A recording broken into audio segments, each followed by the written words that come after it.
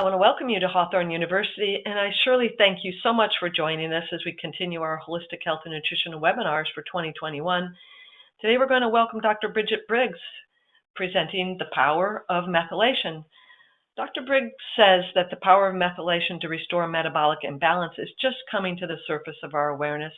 We live in a world that stresses our global methylation balance by exposure to environmental toxins and hormone disruptors, stressors, and nutritional imbalances.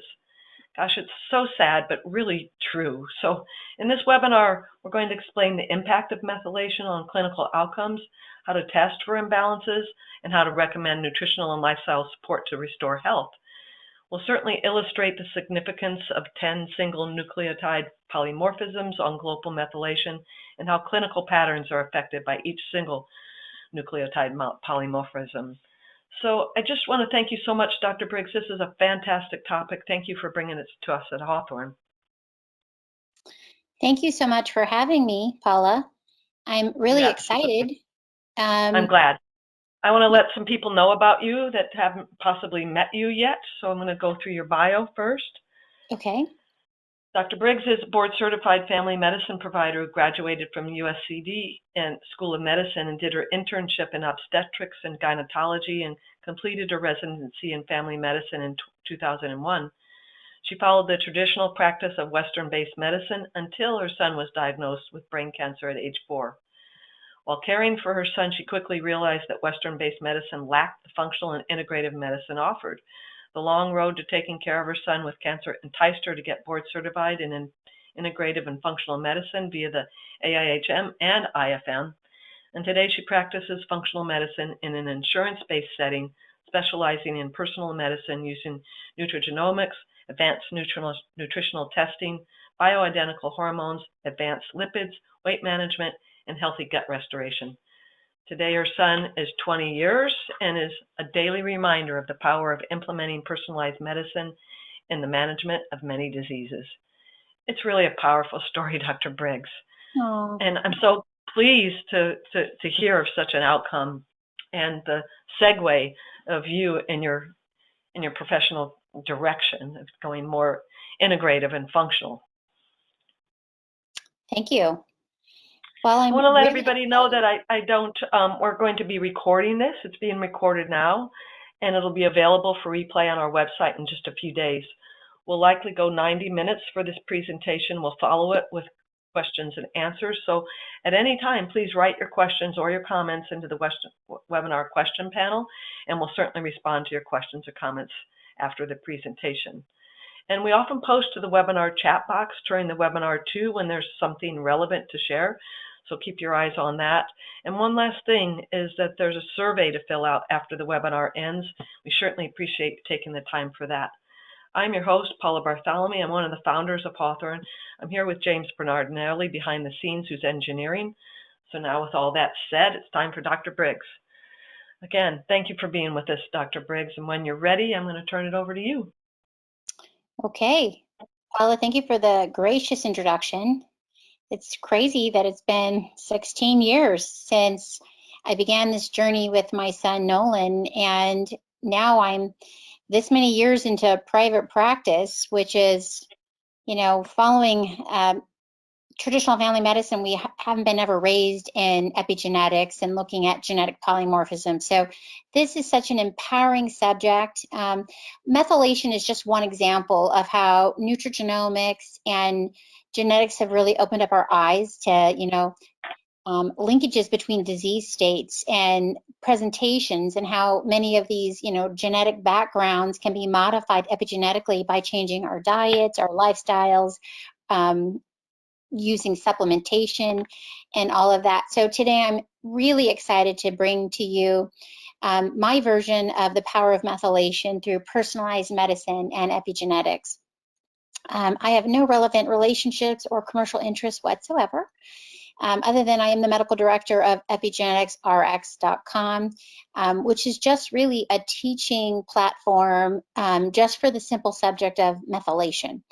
So today's learning objectives I'm hoping everybody by the end of our lecture here, 90 minutes, will be able to recognize the significance of epigenetics and how it can impact some of our patient outcomes, to be able to recognize the significance and the interplay of several core SNPs and kind of really how they come together and how they interact as a unit. So rather than treating a single genotype, but looking at a spectrum of genes and how they can create balance or imbalance in methylation.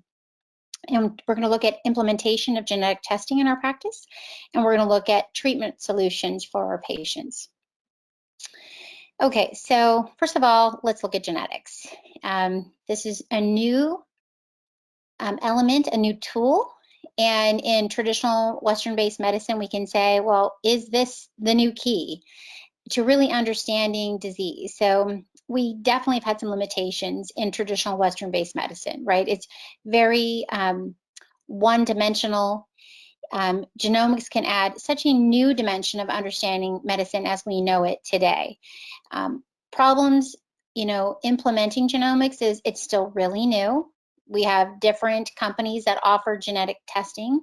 Sometimes there's errors in the companies. So we want to review safe and effective strategies, how to not only find good testing units, but then implementation of good clinical practices.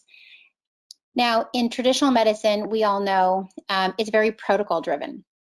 It's not personalized. It's not precise. It can be solution based, but it doesn't create a solution for all people. And the standard of care as a physician is we are instructed to use basically medications to use acute and chronically in disease management. And we're taught, it's really prevention is really about using a drug early on. So if we look at statins, for example, despite the fact that there really aren't solid studies, under the age of 45 or over the age of 75, but we kind of enmesh everybody into this little pot and say, oh, we need to use statin therapy to bring down high cholesterol because we're trying to prevent heart disease. This doesn't enable us to practice personalized medicine, understanding genomic individuality. So, our patients can inherit genetic tendencies to maybe not clear LDL quickly. Our patients can inherit genetic tendencies to be hyperabsorbers of fat, such as in your ApoE genotype. And so genomics, as we know it today, has really helped open up our eyes into the understanding of how nutrigenomics, lifestyle medicine, toxigenomics, and epigenetic influences have a role on disease state and progression. And lastly, our patients are frustrated, right? They have their computers, they use their search engines to look at disease states. They often know a lot of information, and it's not good enough just to pass a drug without explanation of how did the disease occur, what things that they can do in their lives to take control and to modify it. And then they want to know how much of it is their fault and how much of it is genetically linked. So I love the application of clinical genomics as well as metabolomics to assess balance. And really what that means is, as a family medicine doctor, board certified, I can't walk around, putting energy arms in the air and say, I feel like this supplement is good for you and this one's bad for you. It really needs to be evidence-based, because obviously we're in a standard of medicine that we're regulated by the medical board, for example, of California. So the nutrigenomic approach to treatment is, at the top, the least frequently used is going to be a prescription. And at the bottom, it's let's make an assessment, let's evaluate genetics, and most importantly is lab tests, right? So can I find antecedents and triggers? Can I find genetic tendencies? And can I find evidence early on that the patient is progressing in a direction that may lead to chronic disease? And our intervention is always food is medicine first, right? So we try to find the perfect diet or lifestyle that may control the disease progression, and we prefer supplements before prescriptions. So the goal is to help our patients express their very best DNA. And that really is the idea of epigenetic modification. So we can't change our genes, but the environment that we bathe our genes in can shape what genes are kept on or are turned off. And so this is where methylation becomes such an impactful part of genomics because methylation really affects every single gene. Every single gene in the body can be brought out of balance or in balance based on its methylation status. So methylation is just one of many genomic studies out there. But what's unique to methylation is, again, it controls the epigenome. Now, the epigenome is the idea that if I methylate the promoter region of a gene, I can turn the gene expression off. If I demethylate the promoter region, I can turn gene expression on. So methylation, simply adding a carbon and 3 hydrogens, has the capacity, like a light switch, to turn reactions on and off. And that's what makes methylation so important. And imbalances can affect so many different health conditions because there's a ricochet effect or a domino effect when negative reactions are turned on, right? And similarly, there's great balance that occurs when you add methyl groups to a person's body who is demethylated because it corrects genomic instability. So today we're going to look at effective tools in treating methylation imbalances. So where is methylation actually used in the human body? Well, it's critical in embryological development. And this is why all pregnant women, we give them special folic acid, much higher concentrations in pregnancy than any other time, because that embryo is going to be opening and replicating numerous cells of the body at very time-specific zones. And when that cell division has reached its finite need for cell replication, the cell division needs to be turned off. And so, like we said, methylation has the power of turning genomic replication on and off. So here, embryological development, for it to be healthy, for cell division to be ordered, and the development of the baby to be structured and ordered, requires healthy methylation. It is also very involved in phase 2 detoxification in the liver. So when we look at methylation, it's critical in detoxification of hormones like estrogen. It's critical in the detoxification of catecholamines, such as dopamine and adrenaline. So it has a very big role in phase 2 of the liver. It's also involved in the regulation of enzyme production. Okay, so we're going to look at several metabolic pathways today. We're going to bring up, metabolic pathways of Biopterin synthesis. We're going to look at the transsulfuration pathway. We're going to look at the Krebs cycle. So yeah, it's going to be painful. We're going to look at some biochemistry. So don't get bummed. I'll walk you through it, and it's painful for all of us. The next thing is it's really important for something called genomic imprinting, right? So genomic imprinting happens the moment that a fetus is in the uterine cavity of the mommy. And then when that baby is born, based on the stress levels and the environmental issues at hand, there's genomic imprinting, laying down pathways and patterns on that infant's DNA that can shape its moods, its stress responses. So genomic imprinting is also very important. And then lastly, preservation and repair of our chromosome stability, right? DNA can go under injury through UV radiation or cell death, and then we need to be able to repair our chromosomes. So literally methylation is occurring 1 billion times per second in your body. It is important that we keep methylation optimized. Now, I love the University of Utah because they have a website called learngenetics.com. And if you go to the little area of their site that's called Epigenetics, they have these great little models that patients can play with to better understand our ability to control gene replication.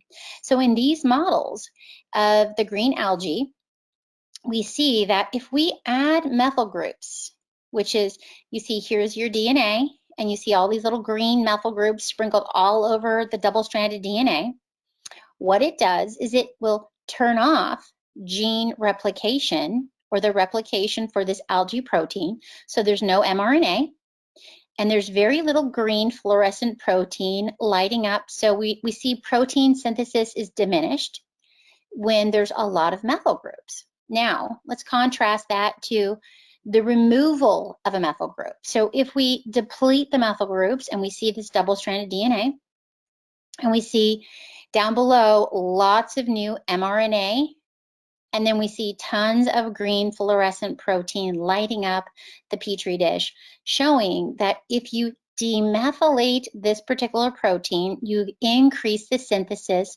of this protein that leads the cell to light up green. So we can ask ourselves, okay, well, can this really be done in actual life? And yes, scientists have proven we can do this. So for example, if we add Sammy, which is actually called Aldomet, to the Petri dish, it adds methyl groups and it turns gene replication off. So Sammy, big thing to remember, is the master methyl donor. Very powerful. Valproic acid is a very common anti-seizure medicine that is used in neurology, and it's sometimes used as an antidepressant or a mood stabilizer. And it is a very, very powerful demethylator. Okay, so it's going to strip methyl groups off the DNA, and it's going to lead to cell replication, protein synthesis, and you see lots of the green algae. So yes, this can be done in real life. And we have a better understanding today that this gene control has been linked to cancer. It's a little bit more complicated when we're looking at cancer, of course, because normal regulated cell growth is really what it's about. And there are times, like let's say if I have an injury, I cut myself, I'm going to need those cells to replicate new epithelial cells, new epithelial buds to grow and heal my skin. But then I need to be able to turn that off.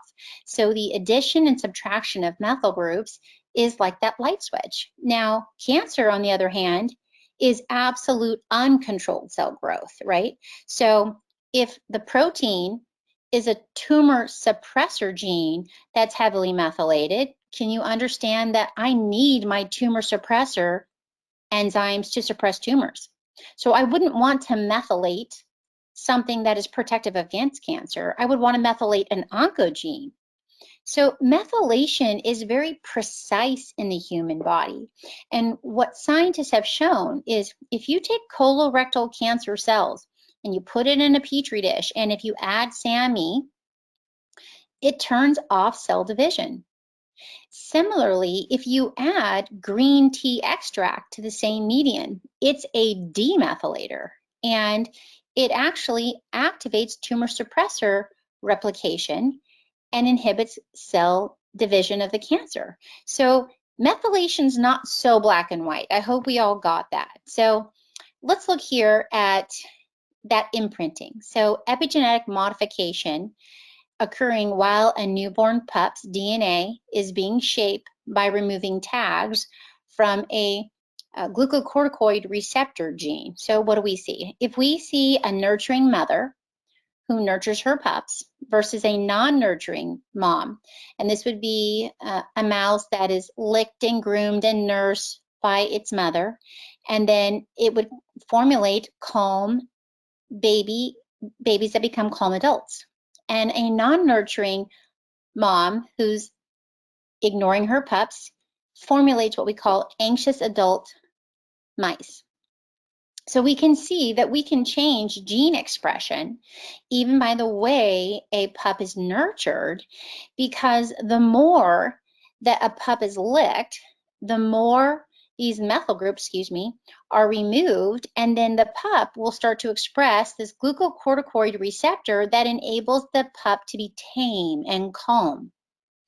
And similarly, if the pup is not licked, so that would be in this particular situation where the methyl groups are all over the DNA, the baby pup is not nurtured by its mom, we do not unravel these methyl tags and open up the genetic expression of the GR gene. And we need the expression of the GR gene because it works in the hippocampus around stress so that we can control our perception and our response to stress. So this glucocorticoid receptor helps to shut down the stress response. The quicker a baby produces this protein, the more adaptive the baby pup is to the stressful environment that the pup is around.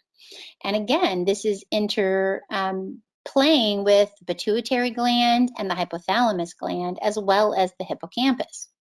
So interesting is we can take these little pups and you can inject them full of methyl tags. So remember, I told you that the most common methyl tag is Sammy, but it's also methylfolate as well as trimethylglycine. And if you take this very relaxed, highly nurtured pup and you methylate it, you can actually make it amped and anxious and trepid. So we have the capacity as providers and as individuals to change our epigenetic methylation tags simply by either ingesting or being around something that is either a hypermethylator or a demethylator. And we're going to look at that today in clinical scenarios, how we can either create imbalance, not ideal, we don't want to create hypermethylation, but we have done it, I've done it, as well as how can I restore methylation balance. So let's review this again. This is really a different kind of inheritance, right?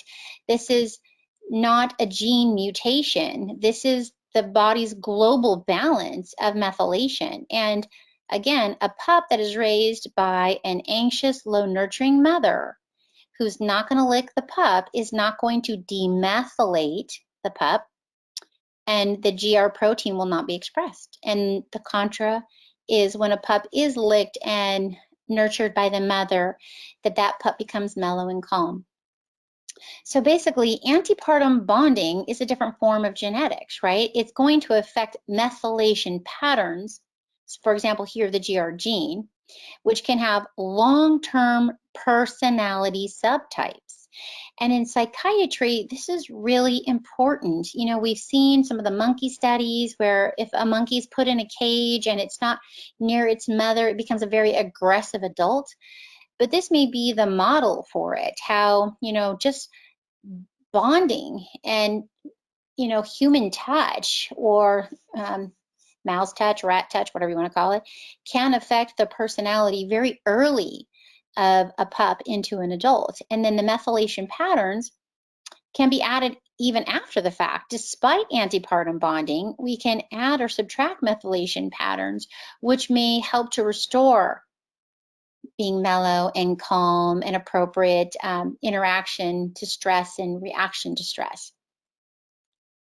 So let's look again, the prenatal methylation of the epigenome. What is that? So if we take a pregnant agouti mouse, the agouti gene is a gene that if it's mutated, we know that it can cause altered fur color, so kind of more orange. We know that they have more cardiovascular disease, more cancer, and more obesity. Okay. If they have an intact agouti gene, then they look like the traditional rat. So here, all progeny, if you take the agouti mouse and you give it methylfolate in the water the entire time that the mama mouse is pregnant, 100% of her progeny, it will suppress the expression of the agouti gene. And so her baby pups come out normal skin color, no diabetes, and no obesity. And this is the difference. So on the left, you would see the mother, but because she's been fed methyl groups that have changed the epigenome of the babies that also carry the agouti mutation, right? But they do not express it. So this is called modification of the epigenome. So here we see the agouti gene, which causes obese, cancer-prone, diabetic mice, can be modified by adding these methyl groups when she's pregnant. Do you understand? This is when she's pregnant. So this leads us down, I think, into the deeper understanding of what is going on with autism. So if I'm only looking at a child with autism and I'm trying to study this child's genes, like is there a gene for autism? Just like is there a gene for diabetes? We have never found any specific evidence of a gene that you can inherit that would increase the likelihood that you would get autism, correct? But perhaps we need to consider the epigenome, number one, at the time the baby is born, so how the mother bonds with her infant, as well as what is the mother's diet like or exposure like while she's pregnant, because she's shaping the fetus's gene expression, right? The epigenome of her fetus long before the baby's born. And this is important because as we look for triggers like immunizations, the CDC will say vaccines do not cause autism, but that's just too simplistic of a manner to look at this. We really need to look uphill at mom's genome and her epigenome while she was raising the baby. And don't forget, what were her gonads like at the time before she got pregnant? So these two mice are genetically absolutely identical, but you can see a normal mouse diet led to a different phenotype than a diet that was supported with choline, methylfolate, betaine, and methyl B12. So all of these mothers, when they were pregnant, were fed BPA. So BPA is a very powerful demethylator, and there is mounds of research looking at BPA's connection to the rise of autism. And so imagine, I'm 51 at this point, and so I think about being in high school, and I remember for the first time seeing big 2-liter bottles of Pepsi that were plastic. And really growing up, I saw everything in glass, like peanut butter was in a glass jar, mayonnaise was in a glass jar. And then sometime after the 1970s, the 1980s, pretty soon we were inundated with BPA as a part of all the food sources, all the food containers, including all the baby formulas, all the binkies, all the baby toys. And when we can really appreciate BPA changes the epigenetic expression of these two mice. Remember, they are genetically identical. But this mouse, when the mother was pregnant, she was fed BPA-enriched water. And this mouse, when she was pregnant, was fed BPA-enriched water, but they then added all of these methyl groups, and it protected this mouse from epigenetically expressing the agouti gene. So let's go up one more generation. Do grandparents count? Well, we see they do. And this is some of that epigenome methylation patterns that are inherited from our grandparents. So in the Dutch famine, we saw grandparents who were raised in a food shortage. If they had grandkids that were raised in a time that food was in surplus, their grandkids lived shorter lifespans. Contradict that or contrary that to kids that their grandparents were raised in food shortage, and then the grandkids too were not given a surplus of food. They had exaggerated lifespans. So methylation is not just a single epigenetic experience, because we see bonding connections, we see epigenetic modifications of the genome, and we see inheritance of epigenetic patterns that are passed to our children and our grandchildren. Now, this is not just happening in humans, guys. This is also happening in the insect world. So one thing that we know is the queen bee is genetically identical to the drones. The only difference is the queen bee is given the royal bee jelly to eat. And if you eat the royal bee jelly, because it's full of methyl groups, what you begin to do is silent genes that would lead to being a drone. And the silencing of drone genes creates the queen bee. So this epigenetic inheritance pattern is largely shaped by at least 3 generations, right? The mother, fetus, and the reproductive cells of the fetus. Now, guys, we in medicine are altering methylation patterns all the time. So I remember when my son was diagnosed with seizures, and the very first drug they wanted to put him on was valproic acid. And I was like, no, he cannot take valproic acid. That is a demethylator. And that would open up his brain cancer, right? Because he has 4 brain tumors in his brain. And by methylating him, we were able to turn off any cell division of the 4 tumors. So they just sit there. They just don't grow. But then he started developing seizures. So the first thing they wanted to do is add valproic acid. And I said, no. Now, most neurologists out there have no foggy idea that valproic acid is a demethylator, and not every seizure drug out there, intervenes in the same mechanism, but specifically, Nolan's been put on Lamictal, and so this seems to work more safely with his methylation balance. When we treat people with cholesterol drugs like fenofibrates, these are very common prescription drugs used for high triglycerides. They can raise homocysteine by 44%. They're very powerful demethylators. Niacin as well. Again, very well researched in cardiovascular medicine, has incredible outcomes and shrinkage of plaque, increasing HDL, but it is a demethylator. And when we add demethylators, we have to remember to restore methylation balance whenever we have to. Many anti-cancer therapies and anti-rheumatological drugs use demethylation as a part of their mechanism of action. So for example, methotrexate, right, poisons dihydrofolic acid reductase, which is called DHFR. And so it's going to lead to a depletion of folinic acid, which will deplete methylfolate. So physicians are using prescriptions and we're altering methylation patterns, sometimes without recognizing what we're doing.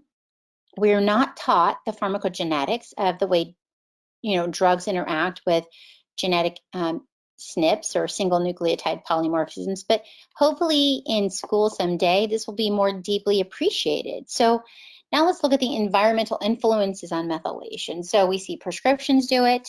What about alcohol? Alcohol, as we know, is, it requires a lot of methylation for detoxification.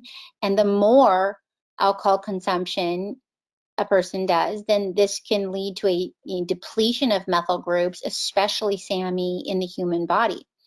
And it's been linked to leaky gut. Alcoholism has been linked to hyperestrogen accumulation, which makes sense when we get deeper into our talk because methyl groups are required for estrogen detoxification. So there's a reason in alcoholics we see the big bulbous nose and the hypervascular kind of telangiectasias that we see around their face and kind of their sarcopenia. Many of these symptoms of alcoholism are related to demethylation. Interestingly enough, as we talked about seizure disorder, one of the things that this paper helps us to understand is that seizures have a connection to DNA methylation in the brain. And DNA methylation in the brain has also been linked to psychiatric illnesses and neurological conditions like epilepsy. So there is something called the methylation hypothesis of epileptogenesis, which suggests that seizures by themselves can induce epigenetic DNA modification or therefore depletion of methyl groups. And when we look here at global DNA methylation is decreased when people smoke. Okay, so why is it that smoking has such a preponderance to increase almost every form of cancer? Well, we talked about how important methylation balance is, especially in silencing oncogenes. Now, this paper talked about methylation is important not only when the mother is smoking, because she's literally demethylating her newborn. So they found this by looking at umbilical studies of methylation status in mothers who smoke. So it's the baby's genome is being made vulnerable. Arsenic, again, as well as mercury, are both well-known toxigenic elements that affect the epigenome. Interestingly enough, in this article, we see high-fat diets alter methylation and lead to gene expression of dopamine and opioid-related genes. So this is interesting because methylation, the ability to keep methyl groups around, helps you metabolize your dopamine and convert it to noradrenaline as well as epinephrine. So when we consume a high, bad fat diet, not a good fat, not your good mufa-pufas, but the bad fats, alter methylation status. Here's a study looking at DNA methylation alteration in kids that are just abused. So this is the human connection, the psychological connection about methylation patterns being changed for long periods of time due to chronic stress. Here's an article on, the polymorphism in MAOB, which I call MAOB genetic SNPs really your OCD gene. Okay, so if you ever want to find out somebody who's really susceptible to obsessive compulsive syndrome and PTSD, it's individuals who carry this MAOB polymorphism as well as the MAOA polymorphism, because the MAOB enzyme is what breaks down dopamine and adrenaline and noradrenaline. So if you demethylate this gene, we affect the adrenaline and noradrenaline and epinephrine in the body. Here's an interesting article on the latent effects of early life exposure to obesogen endocrine disrupting chemicals. So remember what those are. Those are things like BPA and phthalates and dioxins. And we see the linkage to completely altering methylation patterns like of your PPAR receptors. And this is where if you alter the methylation of your PPAR receptors, PPAR is critical in the ability of a cell to absorb free fatty acids, right, for your cells to feed. And PPAR anomalies are linked to obesity. So we can literally affect obesity levels in children if they sit in a demethylation state for too long. So there's lots of conditions that have been linked to methylation imbalances, such as cancer and diabetes and heart disease, Alzheimer's, autoimmune diseases, and many other chronic diseases. And the link is because methylation is so critically involved in the production of energy, such as ATP. It's critically connected to the Krebs cycle and using glucose and protein and fat for food sources to enter into the mitochondria. Methylation is involved in the breaking down of histamine. The breakdown of histamine is from a transfer of a methyl group onto histamine, neutralizing it. So methylation is related to making melatonin for sleep, as well as serotonin. Methylation is critical in your mitochondria because the mitochondria cannot make adequate ATP without healthy methylation. And the connection there is CoQ10. CoQ10 is made directly through Sammy. Gut barrier health. You will see as you're studying people who have leaky gut that so many individuals out there who have impaired gut barrier simply have impaired methylation, and simple replenishment of methyl B12 and methylfolate just regenerates their gut barrier and all their food sensitivities diminish. It is critical in producing antioxidants. It produces the most important molecule in cardiovascular health, which is nitric oxide. It's connected to thyroid, adrenal, and sex hormone cycles. Detoxification, as we mentioned earlier. And lastly, the balance between your sympathetic and your parasympathetic nervous system. So we have excitatory nervous system, that's your sympathetic, right? Your fight or flight, your go, go, go, your adrenaline, your noradrenaline, your histamine, those are all your sympathetic nervous system. And then you have your calming, autonomic, parasympathetic nervous system that's really about like autonomic, balance, regulation, sleep, bowel movements, all of that. So we need this balance between our sympathetic and our parasympathetic nervous system, and that resides in the balance of methylation. So I joke, like everybody knows about the MTHFR gene mutation or the SNP. Many people say, oh, I'm, a heterozygote C677T. Oh, I'm a compound heterozygote C677T with the A129AC. But the key is they're all a little different in the amount of producing concentrations of methyl groups that they can do. So the MTHFR homozygote has a 40% function. So they produce 60%, but they have a loss of 40%. So they're impaired, but they can be very balanced unless something kicks them off of balance. Does that make sense? The homozygote who has 2 mutations has a 70% depletion or loss of function. So they are only going to work at a 30%. And the compound heterozygotes, they're 50% loss of function. So they make about 50% of the methylation they need. All of these individuals can sit comfortable unless something triggers or sets things to move out of balance. So many people that have these polymorphisms called SNPs, they don't even know it till something triggers it. So this is, first of all, the most frequent type of mutation in the human genome. I hate calling it a mutation because people think like, oh, Teenage Mutant Ninja Turtle mutation. No, it's a polymorphism. It's a variant in the population. It's not a broken enzyme. It's just either a slow enzyme or a fast-moving enzyme. But nestled here in the middle of these 5 metabolic gears is the folate gear. And what's important is once we understand how the folate gear plays a role on the ability of the other gears to stay balanced, then we're better at understanding why methylation is so critical. So let's briefly look at this. Okay, each enzyme, this is MTHFR, each enzyme produces something.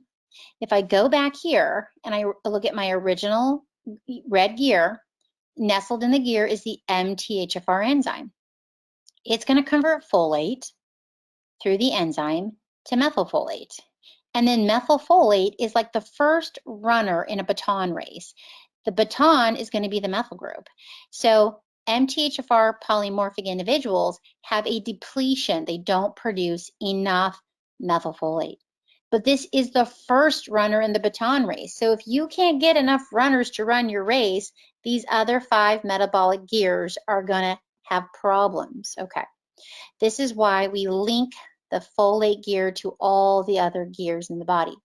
Now, methylfolate is methylated. That's why we call it methylfolate.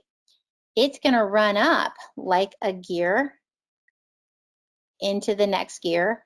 It's going to bump into these 2 enzymes called MTRR and MTR.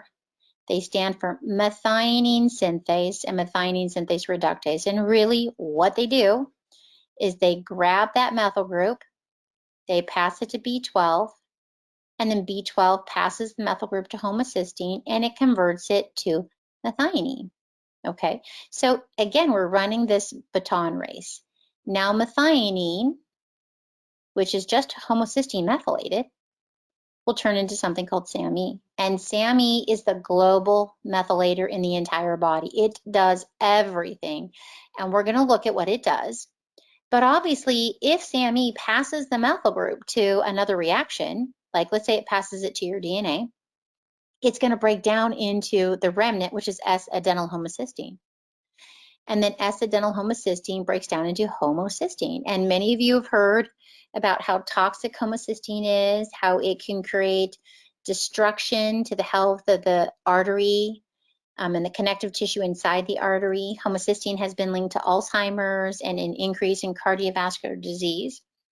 But it is a temporary intermediate. It's not supposed to sit there for any duration of time because it should be rapidly converted in the liver through the BHMT enzyme right back into methionine, or it can go downhill and enter into the transsulfuration pathway through this enzyme called cysta-beta synthase. Okay, so homocysteine buildups can happen if my methylation gear, my folate gear, and my MTR gear aren't working.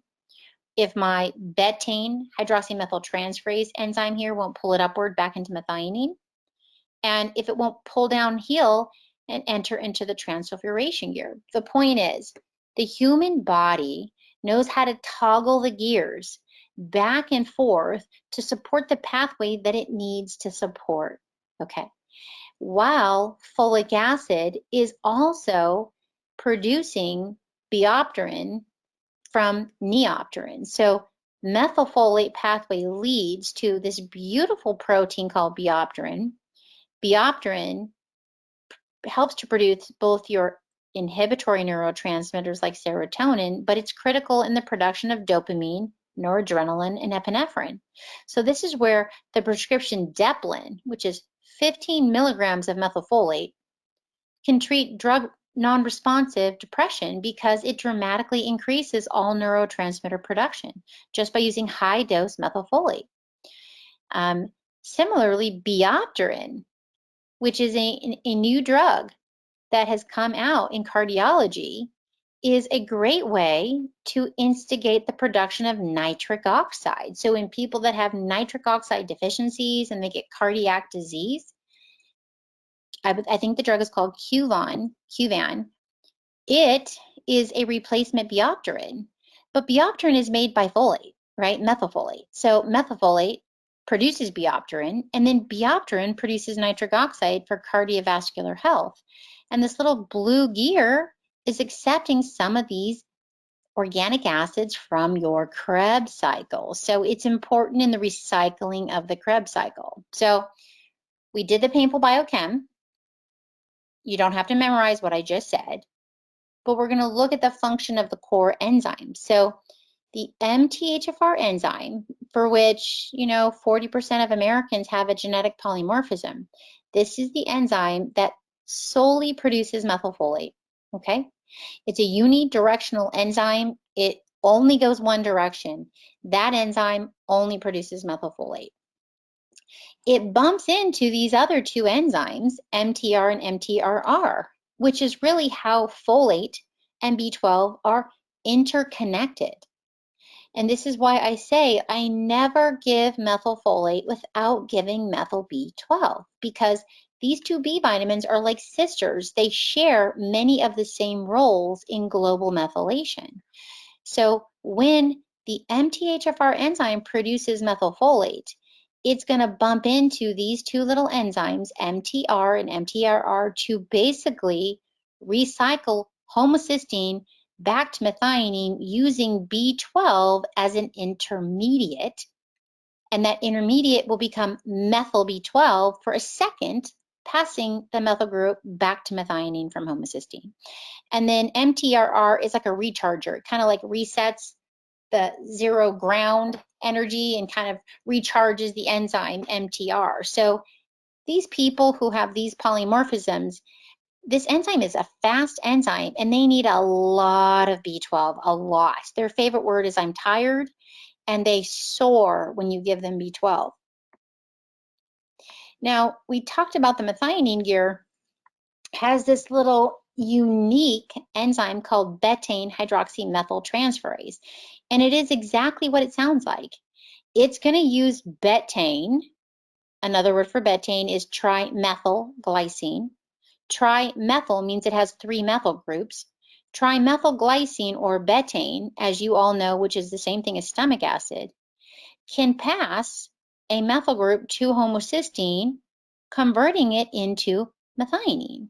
So again, this is an enzyme that's involved only in the liver, but it's a great non-folic acid dependent enzyme that can reduce homocysteine right back into methionine, which becomes our Sammy.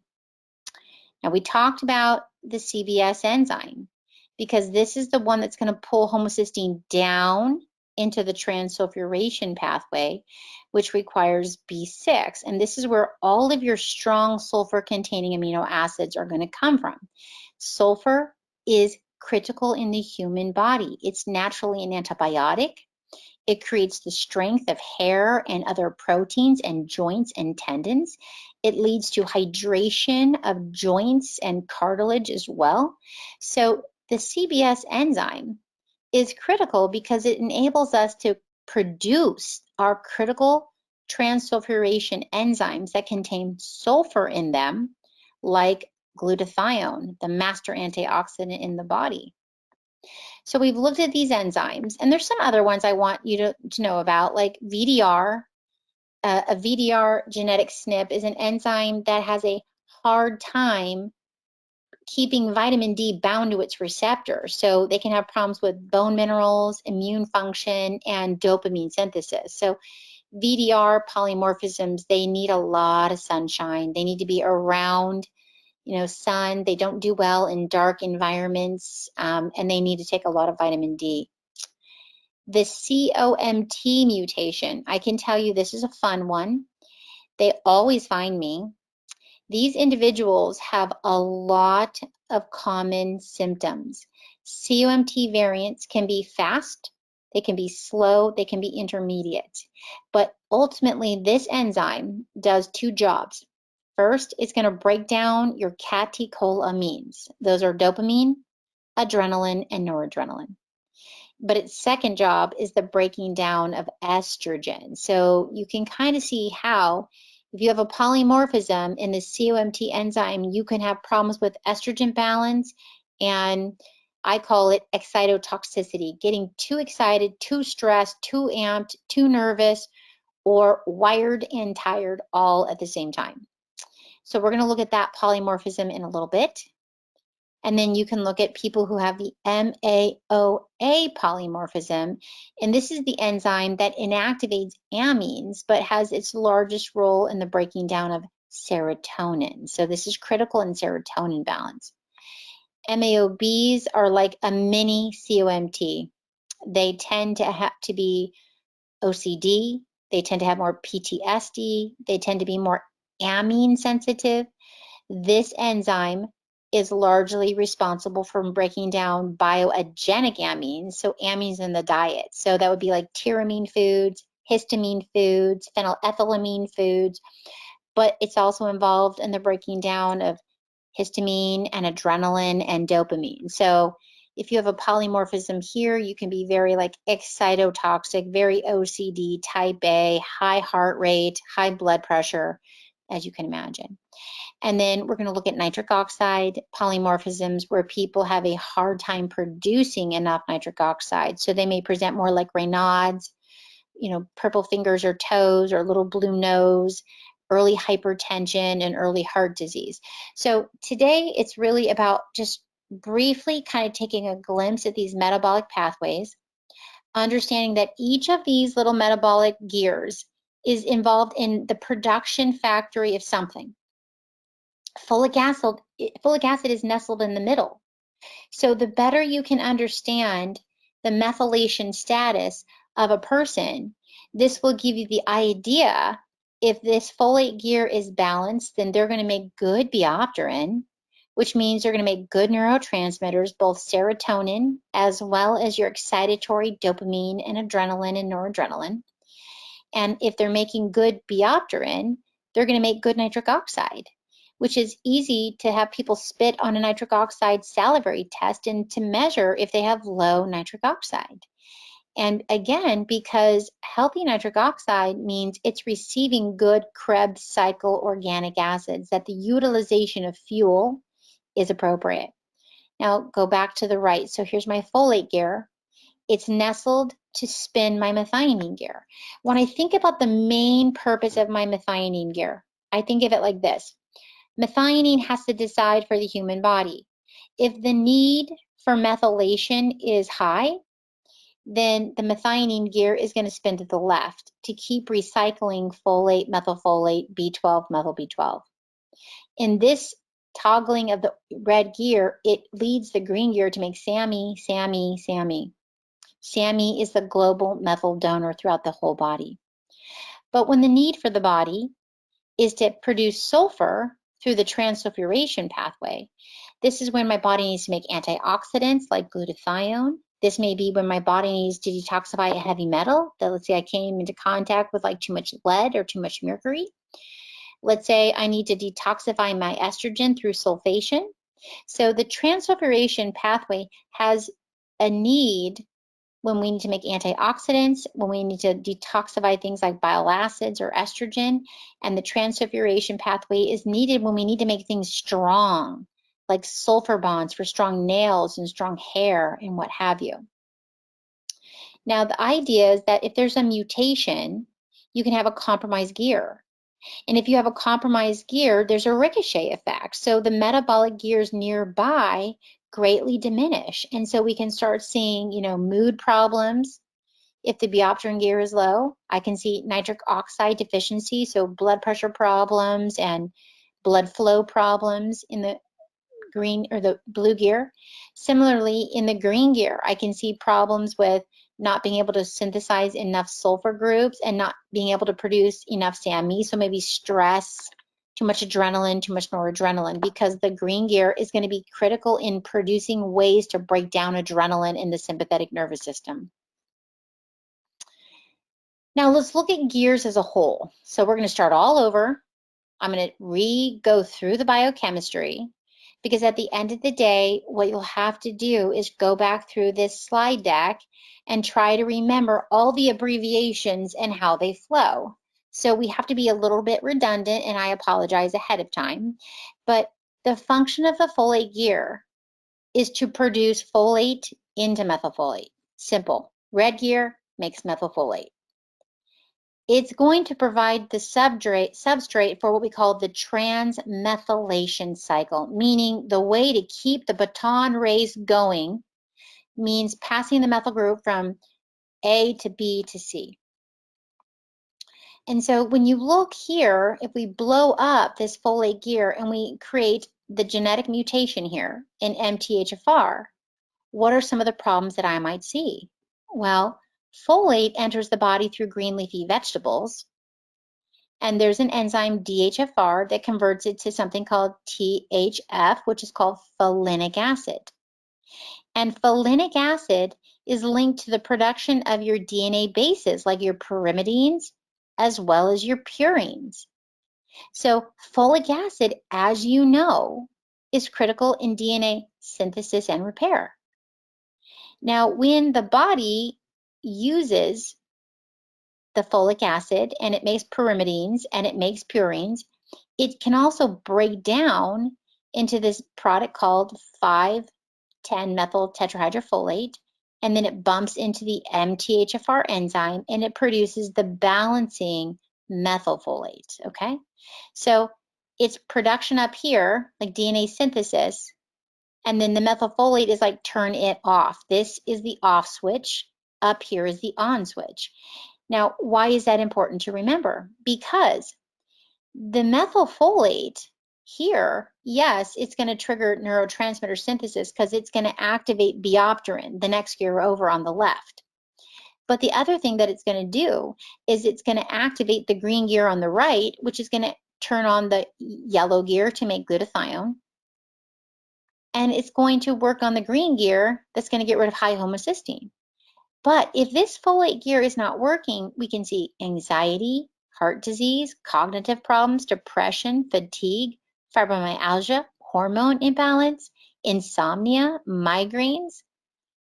And then up here, we can start to see autoimmune diseases. Okay, so what do we use as the #1 drug in rheumatoid arthritis? We use methotrexate. That poisons the DHFR enzyme. So you cannot make base pairs for pyrimidines and purines, so it turns DNA synthesis off, right? So we play with folic acid as a way to switch the gears to on and off depending on what our goal is. So there are related gears that are nestled right in the middle of this folate gear. And so the key is to remember that methylfolate is the enzyme responsible for the final and irreversible step of the conversion of folate to methylfolate, right? Or folinic acid to methylfolate. And it depletes the level of methylfolate when you don't have either enough dietary greens, if you've got too much stress going on nearby gears. So supplementation of methylfolate can enhance the production of brain things like serotonin, catecholamines. And this is why, once again, if somebody has an MTHFR mutation, they can have problems in like hair, nail, skin. So if you ever see the nails of somebody that has impaired methylation, they tend to have, like, instead of half moon nails, all healthy and, you know, smooth, they tend to have like rigidy nails that go up and down, and they're not healthy. They break easily, they rip easily because their cell division is atypical. You can see that they have more geographical tongue, they have more fissured tongue. You can see that healthy skin division can be impaired with like cherry hemangiomas. They can have epicanthal folds. But look at cell replication, things that grow and turn over quickly. It's really pretty. The markers are like the geographical tongue, the leaky gut, the poor nails, the poor hair, all of that. Okay, now it doesn't mean that you can't grow hair, but sometimes the quality of the nail or the quality of the hair is atypical. Okay, it will affect neurotransmitter production. It can affect glutathione, and it can affect the ability to get rid of homocysteine and related gears. So I remember when I first did my MTHFR enzyme, I was a compound heterozygote, so I have a C and an A, but I did check my homocysteine. It was 17. And of course, I always had migraines. And the nitric oxide study, I put the nitric oxide sample on my tongue. It was super low. And I always had headaches from serotonin deficiency. So I was like the perfect example of somebody with impaired methylation. By taking methyl groups, both methyl B12 and methylfolate, I'm supporting both the methylfolate gear, but also this intersection between the MTR and the MTRR. So I like both. And I always take more methyl B12 than I do methylfolate, because methyl B12 can pull you right out of a deficiency of methylfolate.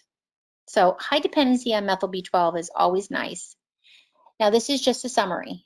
MTHFR produces methylfolate, which eventually produces the mastol methylator Sammy. Both of these can be taken orally, right? So you can prescribe methylfolate and you can prescribe Sammy if you feel like somebody has an MTHFR deficient enzyme. Next, your MTR is working along with your MTRR. These two are like sisters, they go together. They're all about getting rid of homocysteine. We know that homocysteine is bad. It's linked to Alzheimer's and heart disease. It's going to donate the methyl group from the methyl B12. It's going to stick it on homocysteine, and it naturally becomes methionine. And that's important because these enzymes, the MTR, MTRR enzyme, are B12 dependent. If you don't have B12, the enzyme does not work. So this is where we have to give both the methylfolate and the B12, ideally methyl B12. So if they have imbalances, they may complain of migraines. They may have estrogen dominance like fibroids or fibrocystic breast. They may have depression and anxiety, cardiac dysfunction because of low nitric oxide or high homocysteine, and fatigue. So what would you give this individual? So let's say you came in and the person has an MTHFR polymorphism. What I might prescribe might be a methylated B12 sublingual. I might do a combination of a methyl B12 and a methylfolate. And I always like to add a little B2 and B3. Now I'm going to show you why I like B12, B9, B2, and B3 later on. But remember, B2 and B3 are not only really important in the mitochondria. So if you remember the 5 proteins that are involved in the mitochondria, one is CoQ10, one is B2, and one is B3. And then we have our other cytochrome proteins, but B2, B3, and CoQ10 are critical in methylation.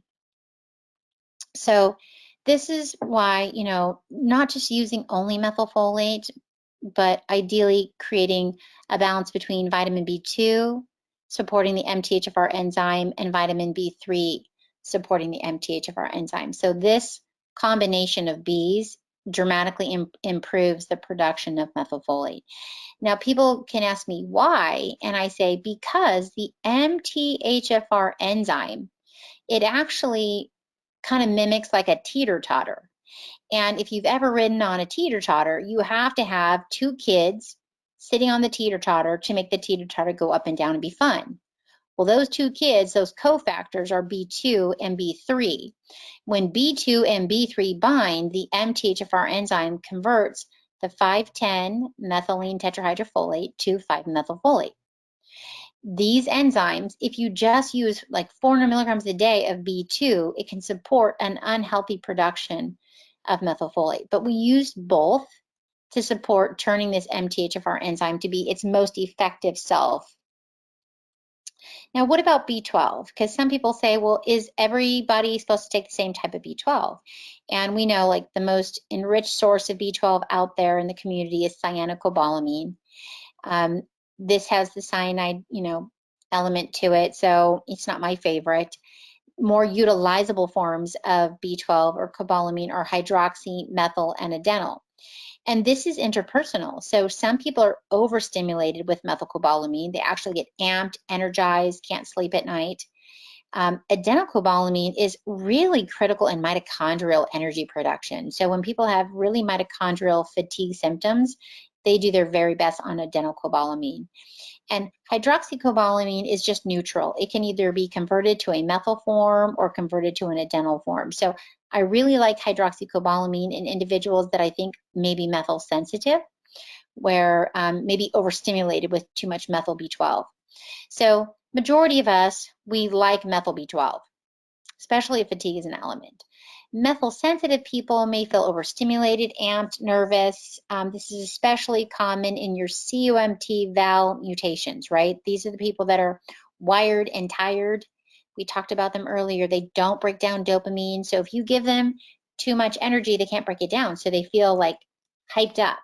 They do better on like hydroxy B12, either orally or shots, okay? And then they do better on folinic acid sometimes, not methylfolate. So we can change the form of B12 and folic acid depending on the sensitivity that a patient has. But adenyl B12, as I mentioned, is really, really ideal in people with mitochondrial fatigue. Now let's look at the methionine gear, because we've kind of covered the folate gear. Now I want to go through the little gear that's nestled right next to it, and this one's easier. You've already looked at these two enzymes, MTR and MTRR, but the primary goal of this transmethylation gear is to bring homocysteine back to methionine. That's by sticking the sticker, the methyl group on homocysteine from the B12, it becomes methionine. Methionine is an essential amino acid. We must eat it. And then it forms SAMe. And SAMe is going to do a million things in the human body, but we need to associate SAMe as the master methylator. So it's going to control your genome. It's going to help make CoQ10. It's going to help in speech development. It's going to activate the transsulfuration gear. It does a million activities. So enabling the body to produce SAMe is the key. And then the breakdown of SAMe is it turns into homocysteine. It also breaks down into something called adenosine. And if you remember, we played with coffee because it blocks the adenosine receptors and it makes you feel awake, right? Remember, adenosine is important in the production of nitric oxide. So right now we're going to focus mostly on SAMe helping to methylate the human body, and as it breaks down, it leads to homocysteine. So a buildup of homocysteine is bad for your brain and it's bad for your heart. We need to be able to, SAMe needs to be able to bind to the CBS enzyme and say, hey, the need for the body is to activate the transsulfuration pathway, like make glutathione. So SAMe will actually trigger CBS and kind of turn off MTHFR. So some of these end products are on and off switch as well, so that the body can toggle and decide if the need for methylation is on, it's going to toggle to the left. If the need for methylation is needed to activate the transsulfuration pathway, it's going to toggle to the right.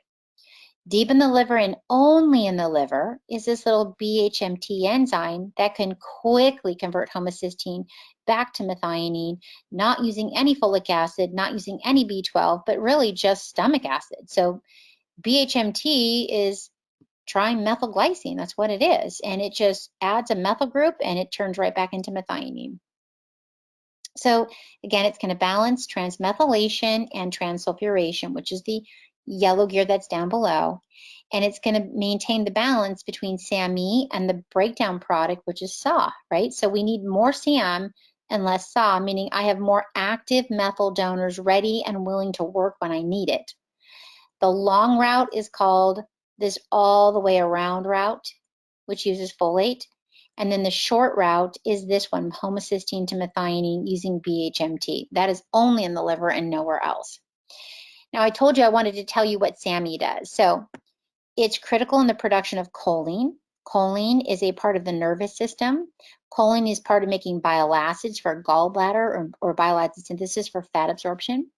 SAMe produces creatine, which we know bodybuilders use for healthy muscle. It produces CoQ10, which is again in the mitochondria, and it's very important in energy production. It produces carnitine, which is shuttling of fats into the cell for fuel. It produces melatonin for healthy sleep. It then converts dopamine to noradrenaline. It methylates the DNA, and it snips and prunes our myelin sheath. Okay, so the BHMT enzyme is only in the liver, this little short route from homocysteine back.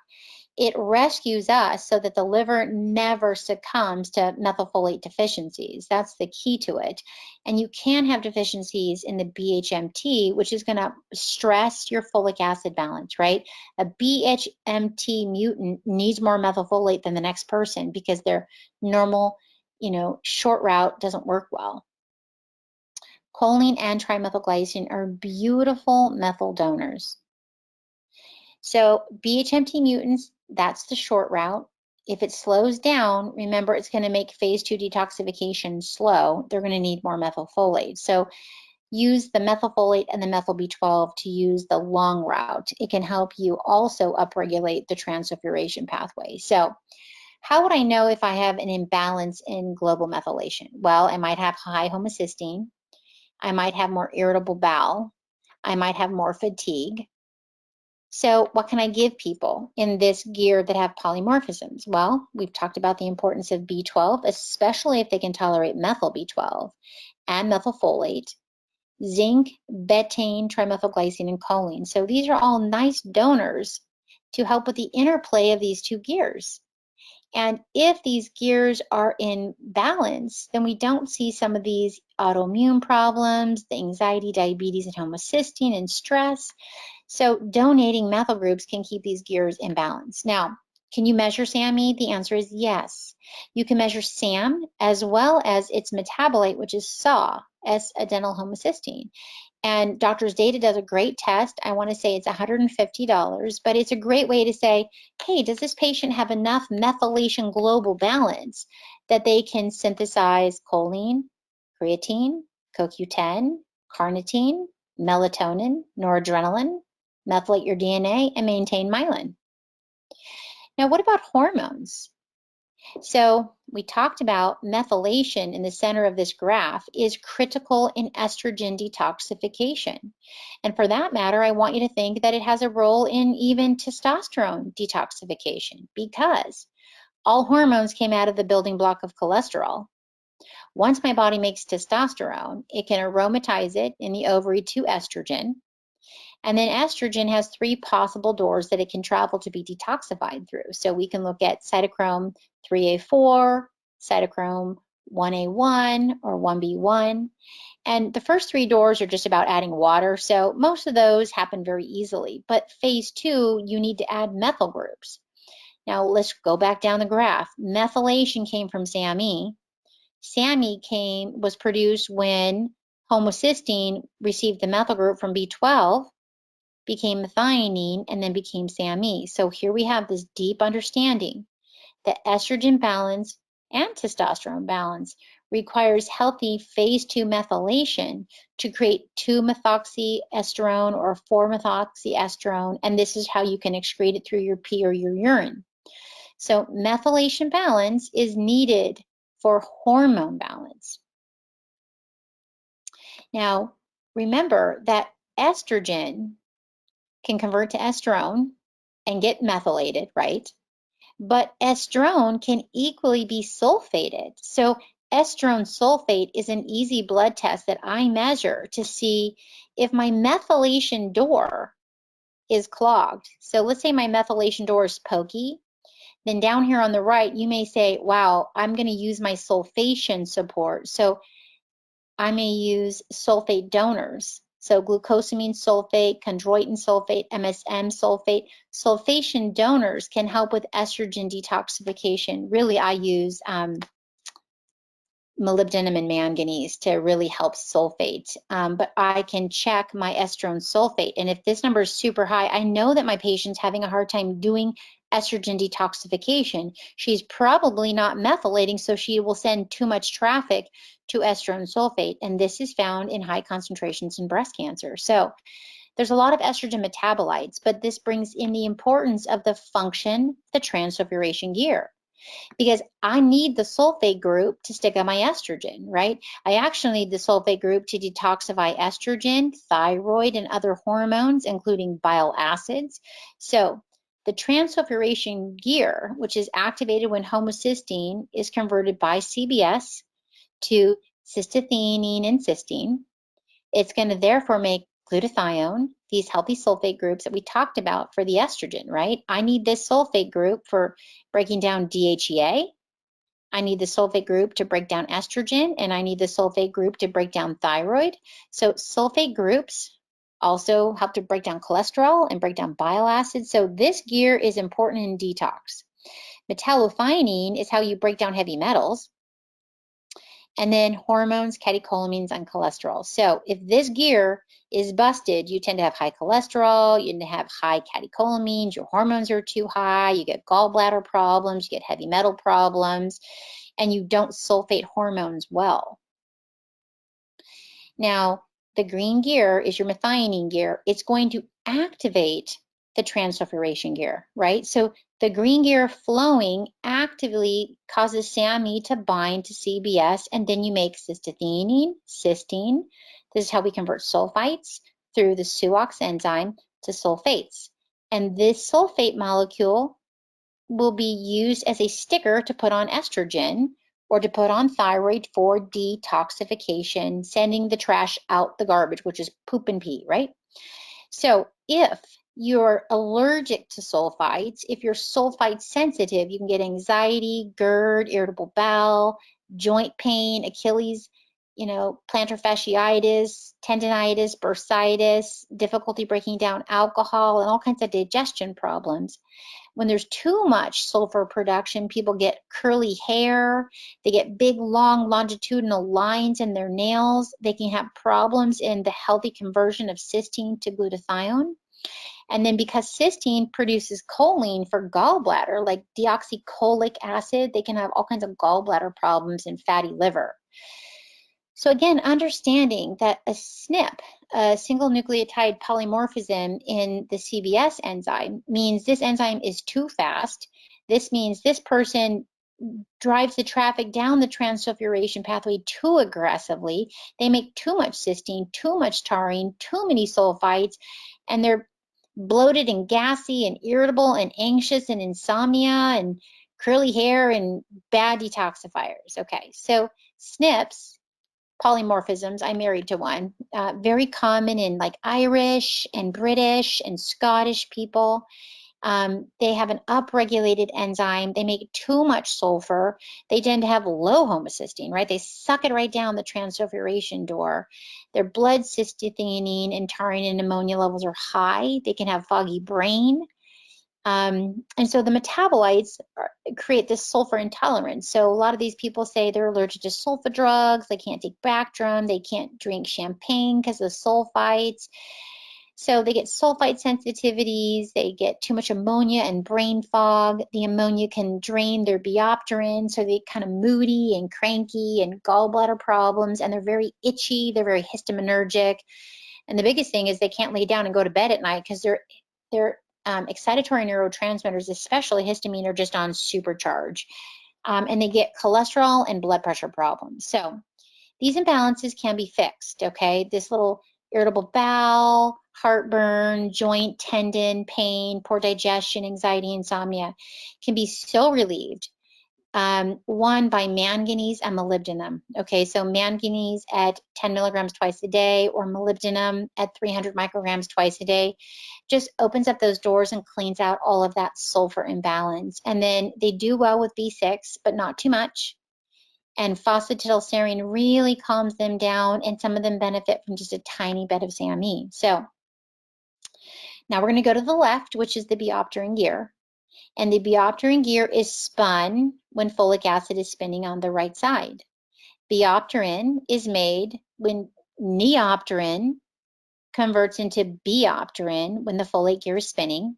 And that's going to convert tryptophan to 5-hydroxytryptophan and phenylalanine and tyrosine to dopamine. Okay, so this is where Biopterin, BH4, is critical in the production of both inhibitory and excitatory neurotransmitters. And this is again why Deplin, the drug, helps these people that can't respond to any antidepressant, and you give them 15 milligrams of straight methylfolate, and guess what? All of a sudden their depression is gone. It's because it increases neopterin conversion to biopterin, and then it does neurotransmitter synthesis. But we said biopterin is also needed for nitric oxide. It's also needed to clear all that ammonia in the gut. So if you have too much protein ingestion and you make too much ammonia byproduct, it will deplete biopterin, and that's the gut-brain connection to my brain doesn't feel good when my gut's not working well. So it's folate gear dependent. Now, I'm going to look at a couple other neurotransmitters that are involved, because here we looked at serotonin, but what breaks down serotonin? MAOA. And here's dopamine, but what breaks down dopamine? It's COMT and MAOB. So we can't just look at production, but I got to know, like, how do I break it down? Because too many neurotransmitters, if they're excitatory, can make me feel amped, anxious, wired, tired, warrior. And that's where we can see, you know, if you have an MAOA polymorphism, this is involved in the breaking down of amines like serotonin. And if you have an aggressively active enzyme, it breaks down your serotonin too quickly. So they do really well on 5-HTP. And the MAOB enzyme, both of these are on the X chromosome. They're passed to every male child from the mother. So if, let's say, mom has an MAOB mutation, mom, if she's a double mutation, is wired, tired, OCD, you know, tends to have more PTSD, all that kind of stuff. And at the end of the day, they are overcharged with too many excitatory neurotransmitters. So the key is, you know, block some of that adrenaline and take them off a lot of their excitatory neurotransmitters. So that would be foods that have like tyramines or histamines or phenylethylamines. So some of those excitatory, like MSG foods, they don't do well with. So an MAOA SNP, remember, males only get one of these because it's on the X chromosome. So if you only carry one gene and it rapidly breaks down your serotonin, you're going to get low serotonin problems like stress, headaches, gut motility problems, so like irritable bowel and things like that. And they do really well on 5-HTP. Okay, so this is the common SNP, the RS6323. The combination of SNPs is the problem. So let's say I chew my serotonin too quickly because I'm an MAOA, and then I get too much dopamine buildup because my COMT is low. Can you imagine how excitotoxic that person would be, right? Too much dopamine and not enough serotonin. The teeter-totter is totally lopsided. They're wired and tired. They're a worrier. They're a warrior. They're like, you know, 0 to hero, out of control. They need to have their excitatory neurotransmitters balanced, and they need to have their serotonin neurotransmitters raised. So let's look at our MAOBs. Again, you know, I always laugh because your boys, all OCD moms tend to have these, you know, OCD little boys because, again, they get their X chromosome from mom. But, you know, these are the people that fixate on things. They don't have to be super clean, but the MAOB enzyme is slow at breaking down amines. So changing the diet is huge for them. Putting them on a low amine diet and addressing too much histamine is really, really therapeutic for them. And like I said, because it creates really high adrenaline and dopamine levels, they tend to be very excitotoxic already. So they don't do well on a lot of methyl Bs that overexcite them. And this is the reminder that you have to look at genes in a series, not just one gene at a time. I can't just look at MTHFR and say, oh, let me just give this person a bunch of methylfolate, because if that makes a lot of adrenaline, I might really accelerate someone's excitotoxic, you know, OCD tendencies.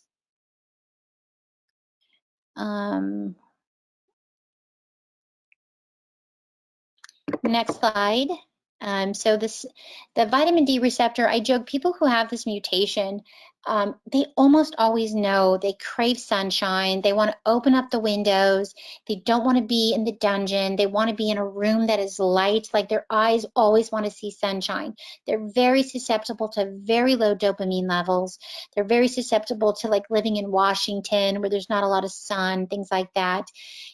These people have a receptor problem. So it's not that they don't have vitamin D in the blood, it's that the receptor doesn't bind the vitamin D very well. So they can get lots of bone problems, osteopenia, osteoporosis, immune function, cancer, fatigue, cognitive decline, and Alzheimer's. So yes, we do support vitamin D in these people, but also sunshine and production on their own.